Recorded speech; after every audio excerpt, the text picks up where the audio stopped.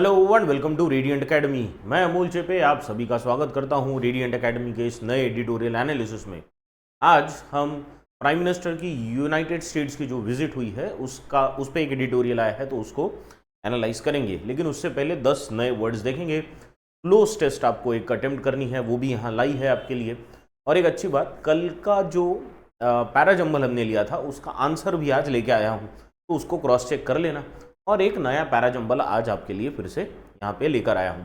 ठीक है, तो let us start with the class today. आज हमारे पास पहला वर्ड कौन सा है? The first word we have today is penal. कौन सा वर्ड है? पीनल। आपने आईपीसी का नाम सुना होगा, आईपीसी। अभी उसे खारिज करके नया नाम दिया है, लेकिन आईपीसी का फुल फॉर्म में पी का मतलब होता था पीनल, इंडियन पीनल कोड, है ना। तो आईपीसी इंडियन पीनल कोड।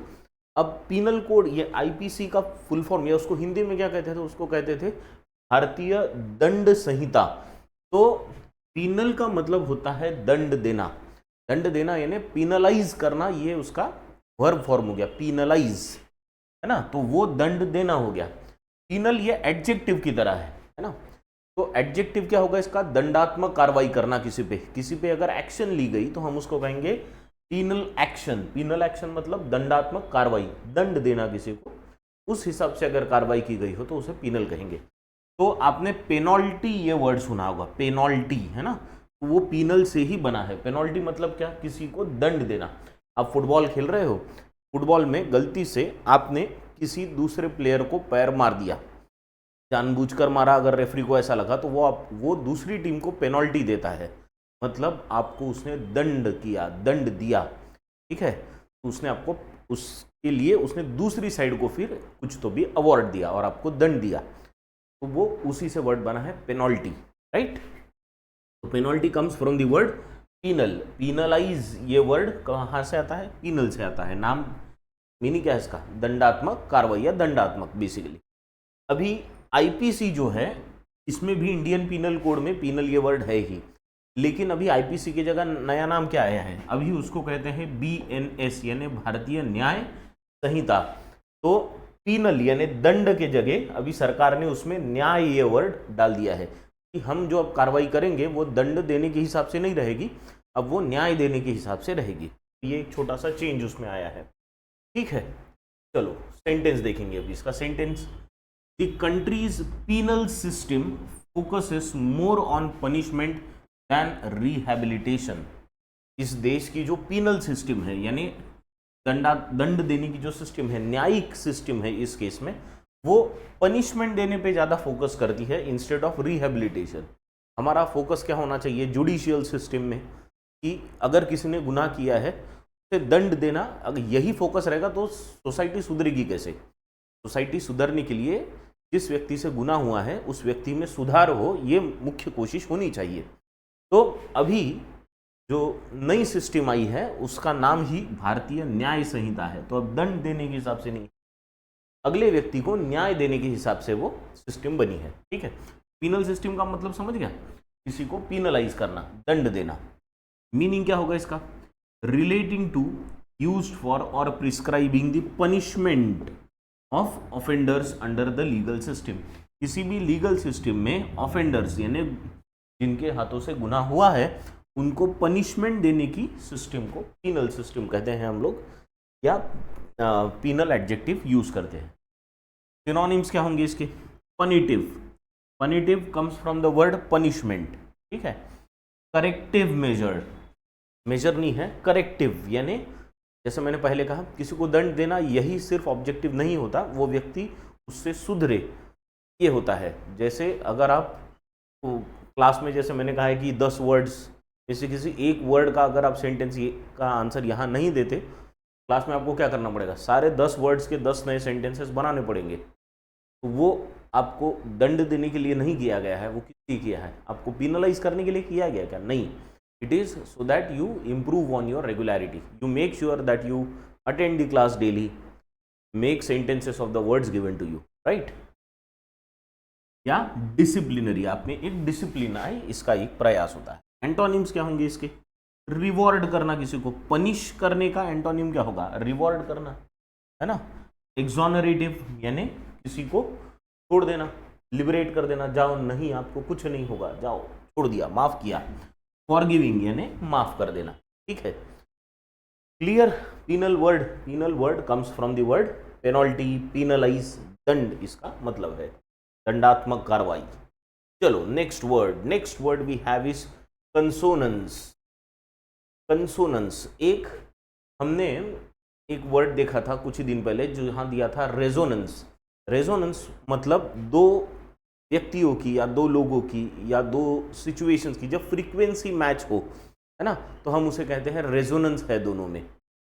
वैसा ही कंसोनेंस है। कंसोनेंस का मतलब अगर एक व्यक्ति और दूसरा व्यक्ति एग्री हो जाए, एग्रीमेंट हो इन दोनों में, तो हम कहेंगे उनमें कंसोनेंस है, सामंजस्य है। सामंजस्य का मतलब होता है कंसोनेंस, है ना, एग्रीमेंट। देखो सेंटेंस देखेंगे। There was a rare consonance between the opposing parties on this issue.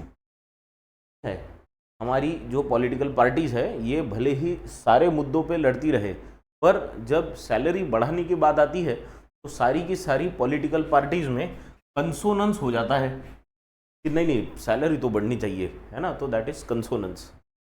Meaning क्या होगा इसका? एग्रीमेंट और कंपैटिबिलिटी बिटवीन ओपिनियंस और एक्शंस। दो अपोजिंग पार्टीज में, अपोजिंग या कोई भी पार्टीज में एग्रीमेंट होना, कंसेंसस होना, कंसोनेंस कहेंगे हम, ठीक है। सिनोनिम क्या होगा इसका? हार्मनी यानी मिल बांट के शांति से कर रहे। अकॉर्ड का मतलब होता है समझौता, ठीक है। अब समझौता में क्या होता है? एग्रीमेंट ही होता है दो लोगों में, ठीक है, दो पार्टीज में, या एग्रीमेंट। एंटोनिम्स क्या होगा? डिसएग्रीमेंट, एग्रीमेंट का एंटोनिम डिसएग्रीमेंट। कंसोनेंस का अपोजिट डिसोनेंस या डिस्कॉर्ड, अकॉर्ड का एंटोनिम डिस्कॉर्ड। समझ गए? तीनों में बस डिस लगा हुआ है सभी को, अकॉर्ड का डिस्कॉर्ड, एग्रीमेंट का डिसएग्रीमेंट, कंसोनेंस का डिसोनेंस।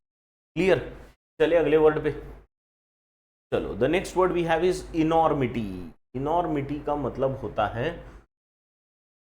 गंभीरता किसी चीज की या किसी चीज का बहुत बड़ा रूप, दैट इज इनॉर्मिटी। इनॉर्मस से वर्ड आया है इनॉर्मिटी, ठीक है। इनॉर्मिटी, इनॉर्मस, इनॉर्मस में OUS लगा है लास्ट में तो वो एडजेक्टिव हो गया, यहाँ पे ITY लगा है तो ये नाउन हो गया, ठीक है। देखो sentence, the enormity of the disaster left the entire city in the shock. सारे शहर को जो डिजास्टर की इनॉर्मिटी था, इनॉर्मिटी से भव्यता, जो उसकी गंभीरता थी, बहुत बड़ा था वो ना, तो उस बड़ापन या गंभीरता से, बड़ी गंभीरता से वर्ड आया इनॉर्मिटी। मीनिंग देखो इसका, द ग्रेट और एक्सट्रीम स्केल, बहुत बड़ा होना कुछ तो भी, सीरियसनेस, गंभीरता, है ना, और extent of something perceived as bad और मोरली रॉन्ग। सिनोनिम्स क्या होंगे इसके? इमेंसिटी, इमेंस यानी बहुत ज़्यादा क्वांटिटी में होना, ठीक है। Magnitude again it talks about very large something in very large quantity, या उसकी ग्रेविटी का मतलब होता है सीरियसनेस, गंभीरता, ठीक है। ग्रेविटी का यहाँ जो मतलब है वो सीरियसनेस है। मैं वो ग्रेविटी की बात नहीं कर रहा हूँ जिसकी वजह से चीजें नीचे, अर्थ के ग्रेविटेशनल फोर्स की बात नहीं कर रहे हम लोग। यहाँ पे ग्रेविटी का मतलब है गंभीरता किसी चीज की। एंटोनिम्स, ट्रिवियलिटी, ट्रिवियल मतलब बहुत थोड़ा सा, something in very small quantity. Insignificance, again something which is so small that no one cares about it, ignore कर सकते हैं उसको। या स्मॉलनेस, छोटापन, जैसे इनॉर्मिटी का मतलब मैं कर रहा था बड़ापन किसी चीज का, छोटापन। समझ गए? इनॉर्मिटी मतलब गंभीरता या किसी चीज का बहुत भव्य होना या भव्यता, बड़ा होना, ठीक है। Next word we have is gratify. Gratify का मतलब होता है किसी को खुश करना या सेटिस्फाई करना, ठीक है, उसे कहते हैं ग्रेटिफाई। देखो sentence, the teacher's praise was enough to gratify the hard working student. ये किसी भी हार्ड वर्किंग स्टूडेंट के लिए बहुत इंपॉर्टेंट चीज़ है कि थोड़ी सी यानी थोड़ी सी तो भी एटलीस्ट टीचर से प्रेज मिल जाए कि नहीं मेहनत कर रहे हो, बहुत अच्छा कर रहे हो, वेल डन। बस उतना ही काफ़ी होता है हमें अगले कुछ दिन के लिए और तैयारी करने में। एक बार टीचर क्लास में गुड या वेरी गुड कह देना तो बस ऐसा लगता है यार कितना बड़ा काम कर दिया, तो उससे हम क्या हो जाता है, सेटिस्फाई हो जाते हैं, ग्रेटिफाई फील करते हैं, राइट। वी फील सेटिस्फाइड या ग्रेटिफाई, नहीं जो हमने अभी तक मेहनत की है उसकी कोई कदर कर रहा है, that is why we feel gratified. क्या होगा मीनिंग, टू गिव प्लेजर, किसी को खुश करना या सेटिस्फाई करना। सिनोनिम्स क्या होंगे इसके, सेटिस्फाई किसी को प्लीज करना, अगेन खुश करना। डिलाइट, डिलाइट मतलब किसी को आनंद देना। अगर आप किसी की तारीफ करो, प्रशंसा करो, तो आप उसको आनंद दे रहे हो। एंटोनिम्स क्या होंगे इसके, किसी का दिल तोड़ देना, बिल्कुल तारीफ नहीं करना किसी की, डिसप्लीज कर देना किसी को, दिल तोड़ दिया। फ्रस्ट्रेट करना किसी को या डिसअपॉइंट करना, दुखी कर देना किसी को। समझ गया मतलब। तो ग्रेटिफाई बहुत सिंपल सा वर्ड है, ग्रेटिफाई मतलब किसी को खुश करना, किसी को आनंद देना या सेटिस्फाई करना। ठीक है, चलिए अगले वर्ड पे। Next word we have is disseminate. Disseminate ये वर्ड है। डिसिमिनेट का मतलब होता है स्प्रेड करना, फैला देना। ठीक है, कोई भी चीज़ फैला दी, स्प्रेड कर दी, मतलब डिसिमिनेट कर दी। देखो sentence, it is essential to disseminate accurate information during a crisis. Crisis के समय, क्राइसिस मतलब प्रॉब्लमेटिक सिचुएशन है ना, ऐसी सिचुएशन में एक्यूरेट इंफॉर्मेशन डिसिमिनेट करना, डिसिमिनेट करना मतलब स्प्रेड करना, ये बहुत इंपॉर्टेंट हो जाता है, इसेंशियल है ये। मीनिंग क्या है इसका, टू स्प्रेड और डिस्पर्स, कोई भी चीज स्प्रेड करना या डिस्पर्स करना, स्पेशली इंफॉर्मेशन वाइडली। सिनोनिम्स क्या होंगे इसके, डिस्ट्रीब्यूट करना, स्प्रेड करना या ब्रॉडकास्ट करना। ब्रॉडकास्ट क्या होते हैं, अब न्यूज़ ब्रॉडकास्ट करते हो है ना, रेडियो ब्रॉडकास्ट होता है। एंटोनिम्स क्या होंगे इसके, कोई चीज फैलाना, स्प्रेड करना, इसका एंटोनिम क्या होगा, कंसील करना। कंसील करना मतलब ये वर्ड बहुत बार आ गया, कंसील करना मतलब छुपा के रखना है ना। सप्रेस करना, चीज़ों को फैलाना, उसका अपोजिट क्या होगा, चीज़ों को दबा के रखना, नहीं जाने देना लोगों में। बहुत बार सरकारें ऐसी करती कि जो न्यूज़ उनके काम की नहीं होती या ऐसी न्यूज़ जिससे उनको नुकसान हो सकता है, उस न्यूज़ को वो क्या कर देगी, सप्रेस कर देगी, दबा देगी जहाँ है वहीं पे, या छुपा देना, अगेन हाइड करना, राइट। समझ गए। डिसिमिनेट का मतलब, डिसिमिनेट का मतलब क्या होता है, टू स्प्रेड समथिंग, फैला देना किसी। चलिए next word we have is predator. Predator का मतलब होता है शिकारी। एक मूवी भी आई थी कुछ दिन पहले, प्रीडेटर। प्रीडेटर का मतलब होता है शिकारी, हाँ, जो शिकार करता है उसे प्रीडेटर कहते हैं। जैसे जैसे सांप के लिए, सांप का प्रीडेटर कौन है, ईगल है, तो ईगल सांप का शिकार करता है तो वो प्रीडेटर हो गया, राइट।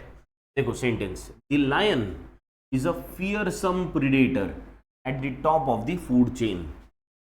फूड चेन जो होती है उसमें सबसे ऊपर और सबसे घातक प्रीडेटर कौन होता है, सबसे डरावना फियरसम प्रीडेटर कौन होता है लायन। फूड चेन पता है ना सभी को, फूड चेन के टॉप में लायन है, राइट, कार्निवोरस, वो कार्निवोरस है फिर। ठीक है, मीनिंग क्या है प्रीडेटर का, एन एनिमल और a person that praise on others, जो दूसरों पे प्रे करे। प्रे करे मतलब शिकार करे, तो प्रे करना मतलब शिकार करना, जो शिकार करेगा वो प्रीडेटर हो गया, शिकारी है ना, प्रे से ही प्रीडेटर हो गया। सिनोनिम्स क्या होंगे इसके, हंटर, सारी के लिए यूज कर सकते हैं हम लोग।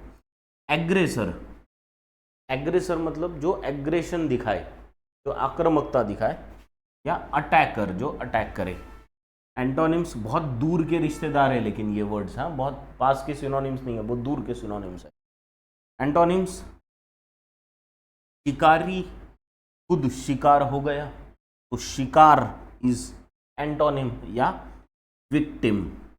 ठीक है, क्लियर। तो प्रीडेटर समझ गया, प्रीडेटर मतलब शिकारी। चले अगले वर्ड पे। चलो the next word we have is lofty. Lofty ideals के बारे में बहुत बार बात होती है। लॉफ्टी का मतलब होता है बहुत ऊंचे, बहुत ऊंचे। अब ऊंचे आइडियल्स हो सकते हैं आपके, यहाँ पे किस बात में बात की है देखेंगे सेंटेंस में। She set lofty goals.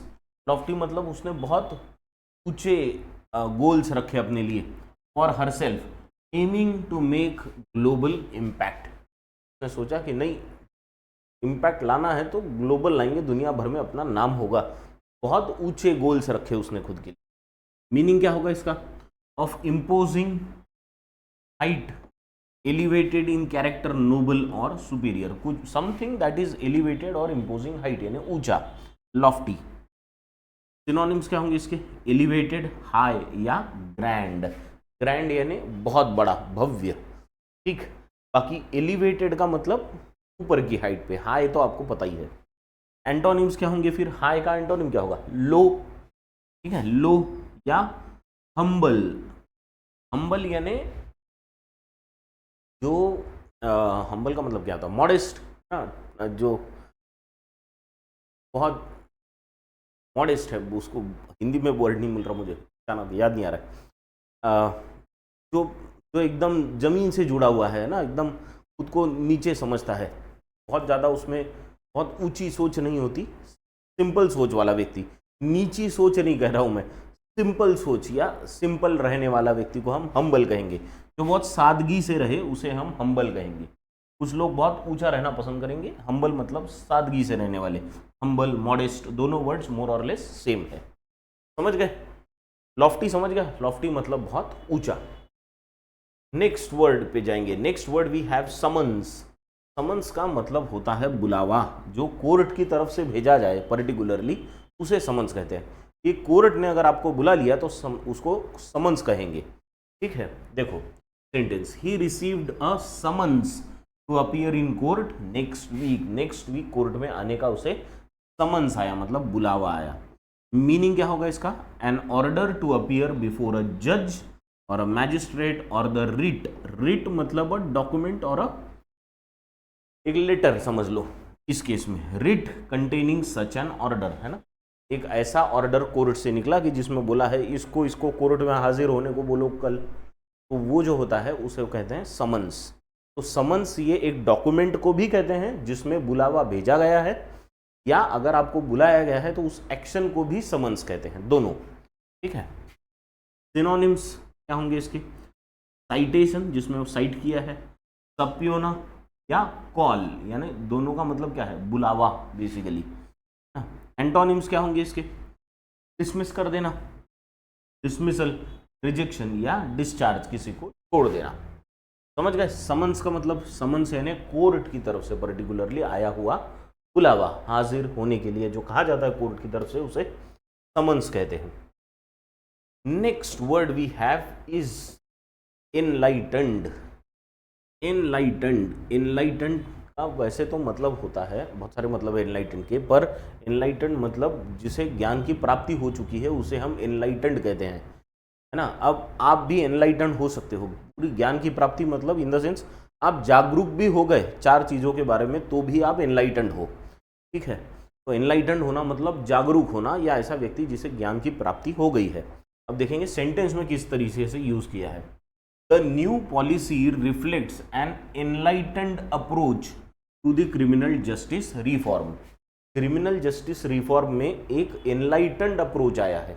Enlightened मतलब एक जागरूक अप्रोच, कि नहीं ये चीज़ की ज़रूरत थी, तो वो रिफॉर्म उन्होंने उसमें किया है। तो यहाँ पे जागरूक ये मीनिंग से लिया गया है। क्या होता है एनलाइटेंड का मीनिंग? हैविंग और showing a rational, modern and well informed outlook. Enlightened का मतलब क्या दिया है यहाँ पे, जो यूज़ किया है, कि एक ऐसा आउटलुक, यानी एक ऐसी सोच जो मॉडर्न हो, रैशनल हो। रैशनल हो मतलब जिसके पीछे तर्क हो, तार्किक हो। कल देखा था ना हमने, रैशनल का मीनिंग भी देखा था, रैशनल का मतलब देखा था तर्क।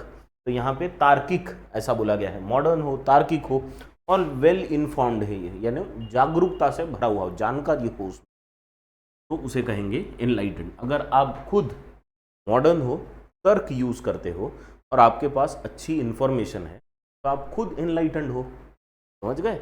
आप खुद जागरूक व्यक्ति हो। एक सिनोनिम्स क्या होंगे इसके एनलाइटेंड के? इन्फॉर्म्ड, है ना, जिसके पास इंफॉर्मेशन बहुत है। एजुकेटेड, के पास ज्ञान है, या जो समझदार है, मतलब वाइज है।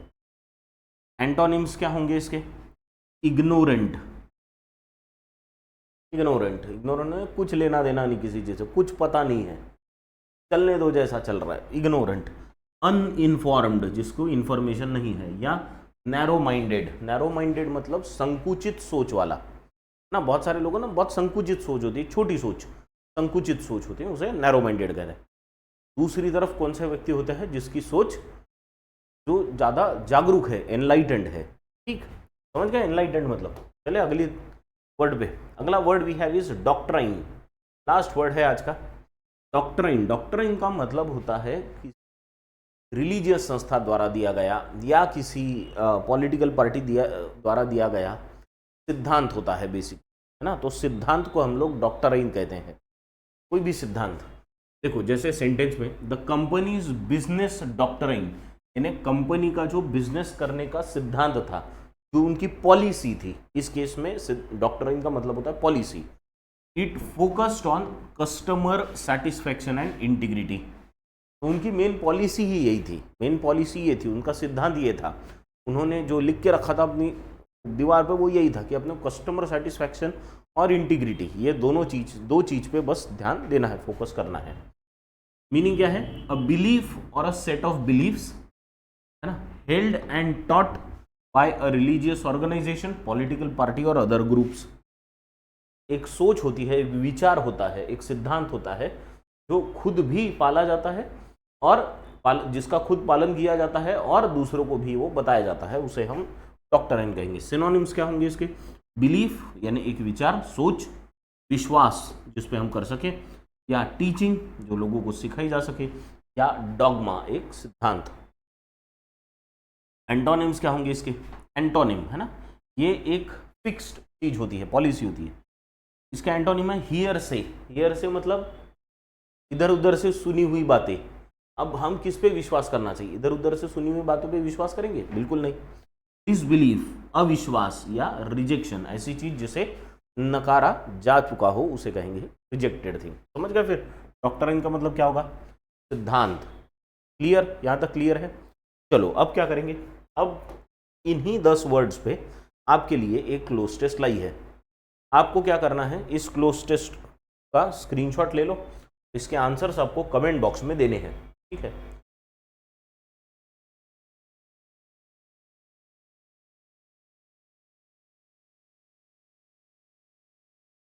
चलो ले लिया स्क्रीनशॉट? क्लियर? तो इसके आंसर्स आपको कमेंट बॉक्स में देने हैं। अब ये इसके आंसर्स सभी ने देने हैं, गलत हुए तो चलेंगे पर आंसर्स दो, ठीक। चलो let us now move on to the editorial. अब ये है आज का एडिटोरियल ना।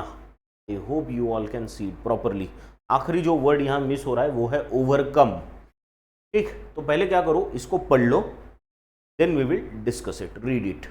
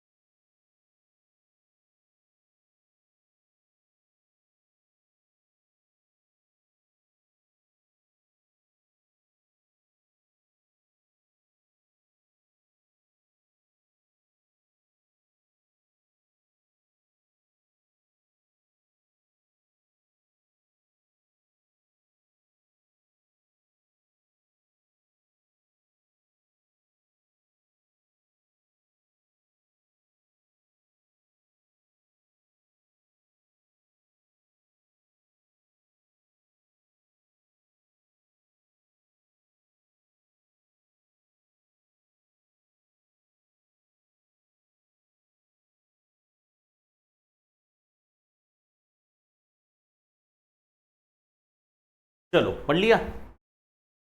हाँ, क्या दिया है अभी, क्या दिया है? Visit wrap up.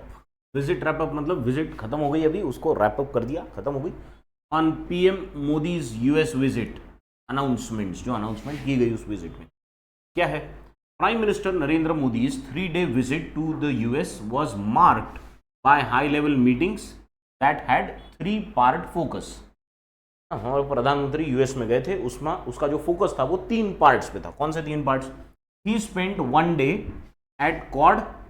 क्वाड क्या है? क्वाड बेसिकली ये 4 देशों का एक ग्रुप है जिसमें इंडिया, जापान, यूएस और ऑस्ट्रेलिया है, ठीक है। तो ये 4 देशों का जो ग्रुप है उसकी मीटिंग चली।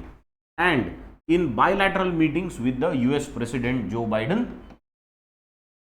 तो एक दिन क्वाड में और यूएस प्रेसिडेंट के साथ मीटिंग में गया। A day in New York with business leaders, जो सारे बिजनेस लीडर्स थे उनके साथ मीटिंग हुई। एंड दी डायस्पोरा, डायस्पोरा मतलब उन लोगों का ग्रुप जो भारत से यूनाइटेड स्टेट्स में गए हैं। किसी भी देश के लोग जो यहाँ से बाहर जाते हैं और वहाँ पे वो कल्चरली सेम होते हैं क्योंकि एक ही देश से आए थे, तो उन्हें डायस्पोरा कहा जाता है पूरे ग्रुप को। And another day at the United Nations, और फिर एक दिन यूनाइटेड नेशंस में।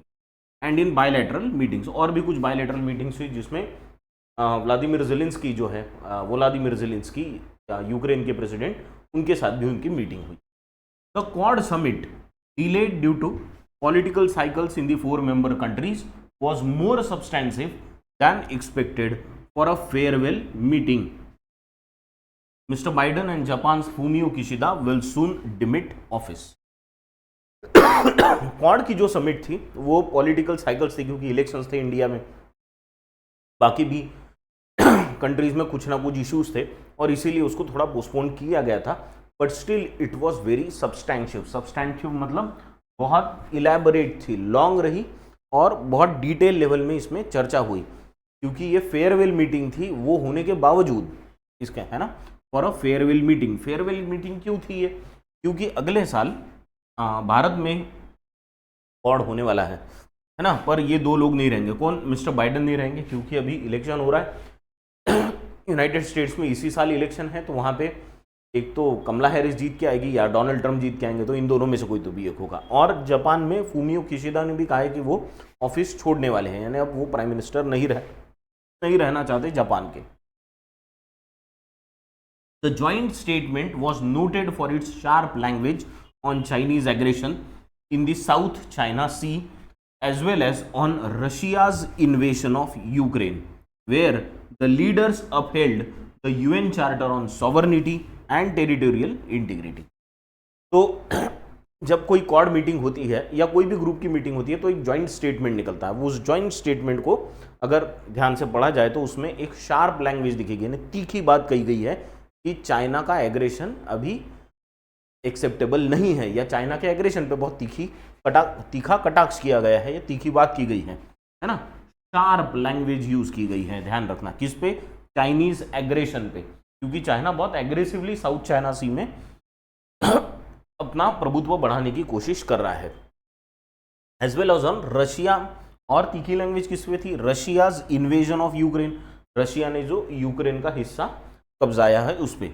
वेयर द लीडर्स अपहेल्ड, जहां पे सारे लीडर्स ने एक सहमति बनाई कि जो यूनाइटेड नेशंस का चार्टर है ना, जिसमें कहा गया है कि किसी भी देश की सॉवरेनिटी यानी सार्वभौमता और टेरिटोरियल इंटीग्रिटी, इसका ख्याल रखना चाहिए, तो उसको सभी ने सपोर्ट किया। नहीं भाई, ये तो इतना तो होना चाहिए, आप दूसरे देश में इन्वेजन वगैरह मत कीजिए, उनका हिस्सा उनके पास रहने दीजिए।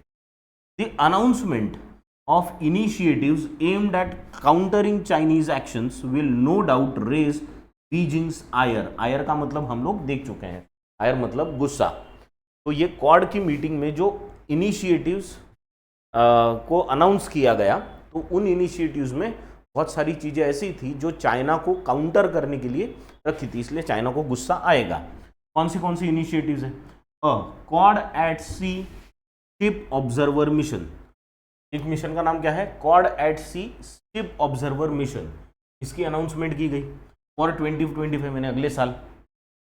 अ maritime initiative for training in the Indo Pacific, maritime initiative for training in Indo Pacific, जिसका नाम क्या रखा गया, मैत्री। ठीक है, तो ये एक दूसरा इनिशिएटिव है। And a maritime legal dialogue, maritime legal dialogue. Maritime ये जो वर्ड है ना, तीनों में देखो ये वर्ड आए, दो में तो आया है। क्वाड एट सी, सी मतलब समंदर से रिलेटेड, मैरीटाइम समंदर या ओशन से रिलेटेड वर्ड है। ठीक है, क्योंकि देखिए इधर इंडिया है, इधर जापान है, मैं मेजर मेजर बताऊं, इस साइड यूएस है और इस साइड है ऑस्ट्रेलिया। ठीक है, तो ये एक क्वाड्रिलेटरल बनता है चारों देशों का। अब यहाँ पे चाइना है। ठीक है, चाइना क्या कर रहा है, ये जो पैसिफिक ओशन वाला एरिया है, ये सारा पैसिफिक ओशन हो गया, तो ये एरिया में वो अपना प्रभुत्व बढ़ाने की कोशिश कर रहा है, जो चारों देशों के लिए धोखा है।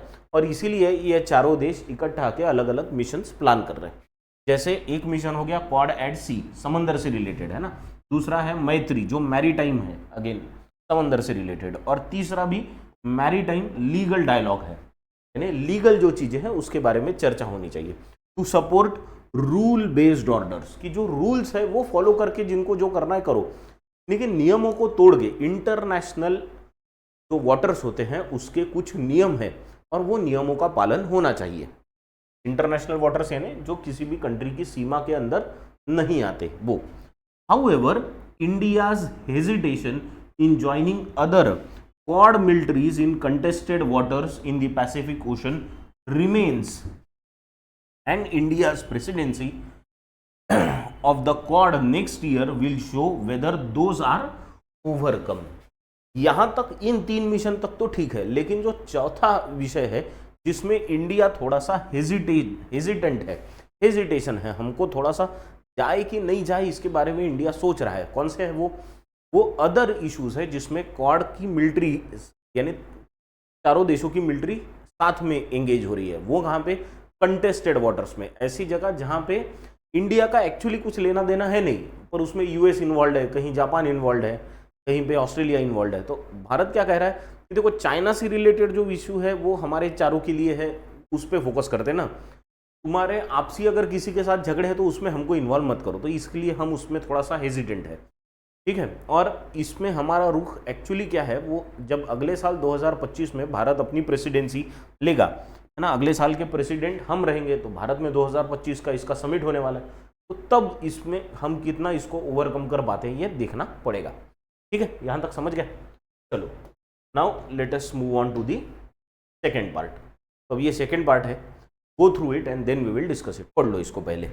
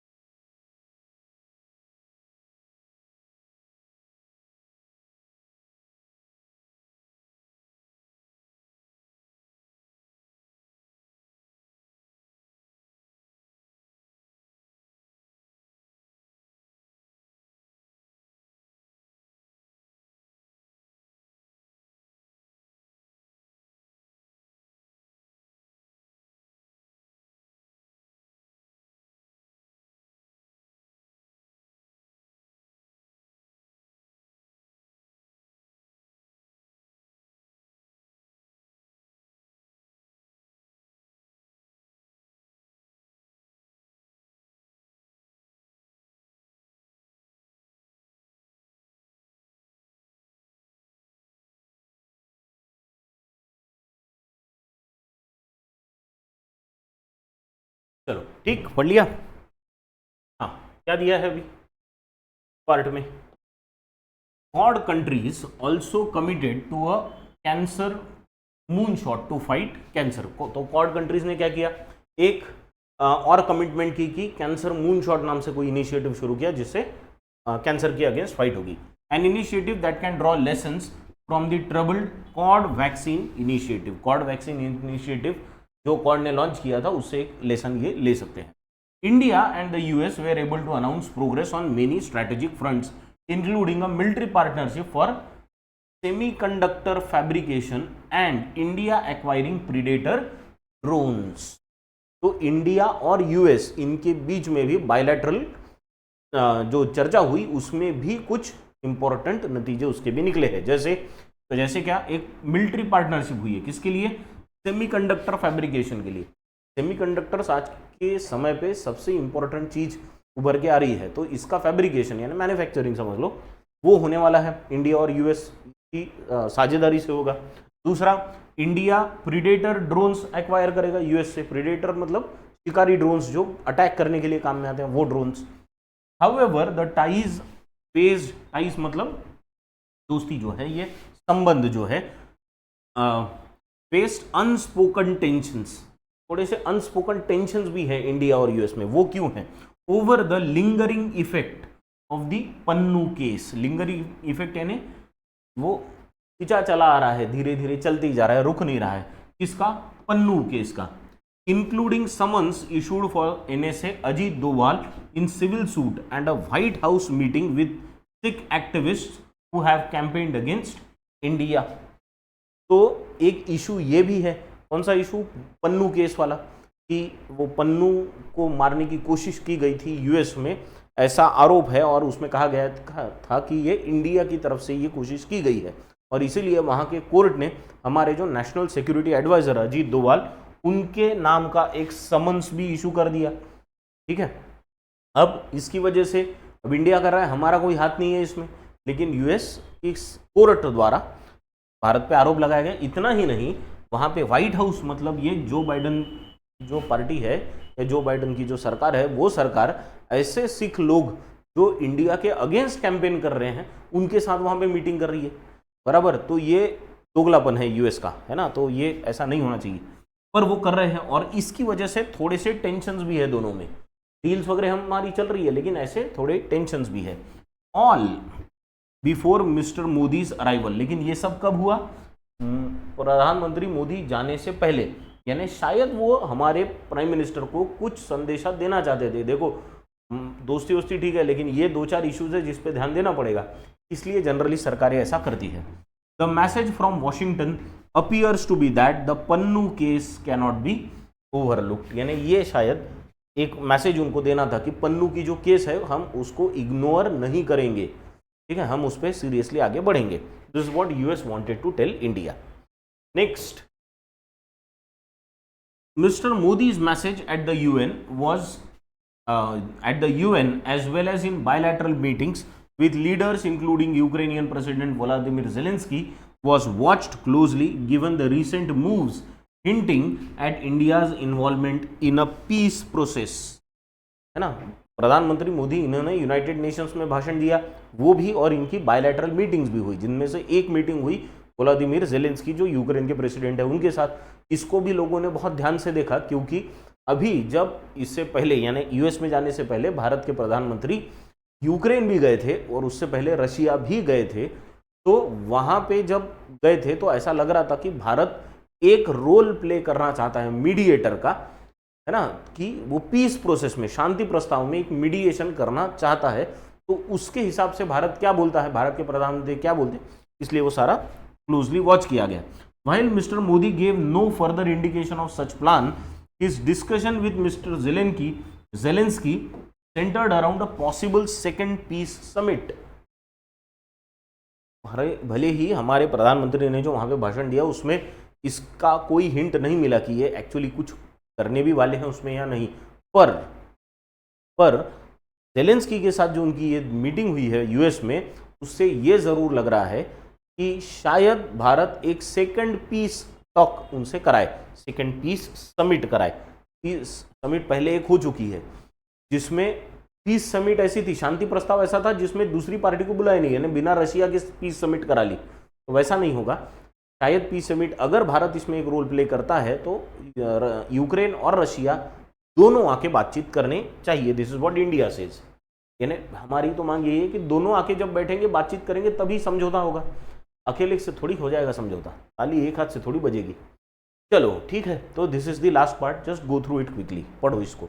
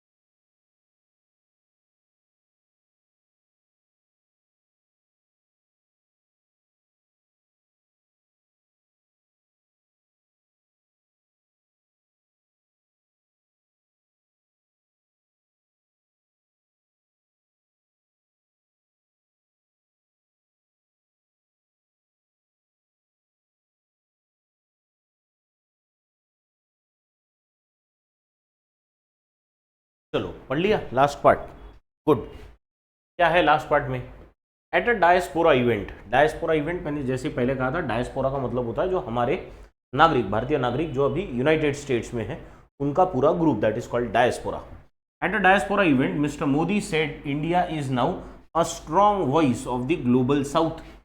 हम ग्लोबल साउथ की बात आजकल कर रहे हैं, तो ये ग्लोबल साउथ में इंडिया एक बहुत तगड़ी आवाज है ना, ये हमारे प्रधानमंत्री ने कहा। And was taking up concerns of the developing world on the conflict with the global leadership at the UN summit of the future. He added that the success of humanity would depend on its collective strength, not in the battlefield. तो दो बहुत important बात कही इन्होंने, एक कि global south में India का आवाज़ सबसे दमदार है, दूसरा और इसी को आगे लेके इंडिया जा रहा है कि ये जो ग्लोबल लीडरशिप है उनको ये पता चले कि बहुत सारी ग्लोबल साउथ में ऐसी कंट्रीज है जो डेवलप्ड नहीं है और उनकी सुनी जानी चाहिए। दूसरा बात ये कही कि ये जो दुनिया में सारा कॉन्फ्लिक्ट है, ये कॉन्फ्लिक्ट हमारी कलेक्टिव स्ट्रेंथ से ही सॉल्व हो सकते हैं, बैटल फील्ड में ये सॉल्व नहीं होंगे, है ना, लड़ाई से नहीं होंगे, बातचीत से सॉल्व होगा। The next few months will see new Delhi tested. अब ये बहुत बड़ी बड़ी बातें की है, तो ये टेस्ट होगा अगले कुछ दिनों में, not only on those Lofty ideals and ambitions for peace but also on actualizing the many announcements made during the visit.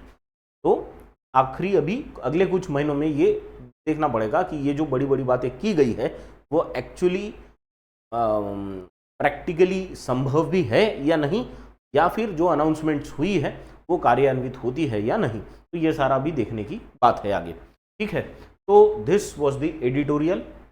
अभी हम चलेंगे, इन पे कुछ क्वेश्चंस लाए हैं आपके लिए, वो क्वेश्चंस देख लो, इसके आंसर्स आपको कमेंट बॉक्स में देने हैं। The first question is which current leader और leaders of the Quad members will not be present in 2025 Quad summit in India.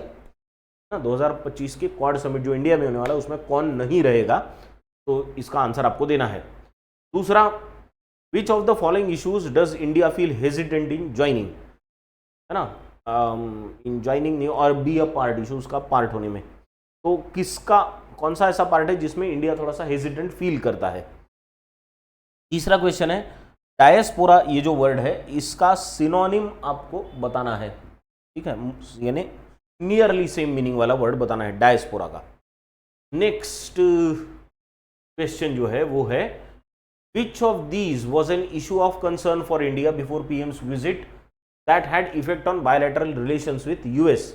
हमारा एक कौन सा, इनमें से ऐसा कौन सा इशू है जिससे हमारे और यूएस के बीच में थोड़े से रिलेशंस अफेक्ट हो सकते हैं, तो इनमें से कौन सा इशू है वो आपको बताना है। पांचवा क्वेश्चन है, eight which UN event did Indian PM speak. United Nations में कौन सा इवेंट था जिसमें प्रधानमंत्री का भाषण हुआ, भारत के प्रधानमंत्री का भाषण हुआ।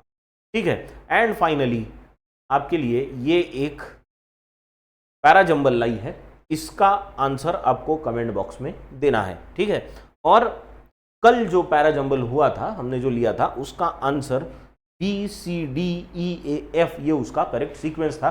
तो इसको कल के आंसर के साथ आप चेक कर लो। ठीक है, अभी सबसे पहले क्या करना है आपको, ये पैरा जंबल का स्क्रीनशॉट ले लो।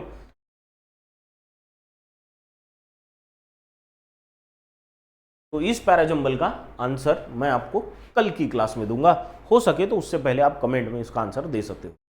ठीक है, तो यहाँ तक रुकने के लिए थैंक यू वेरी मच, बाकी कल मिलेंगे। ठीक, बाय बाय।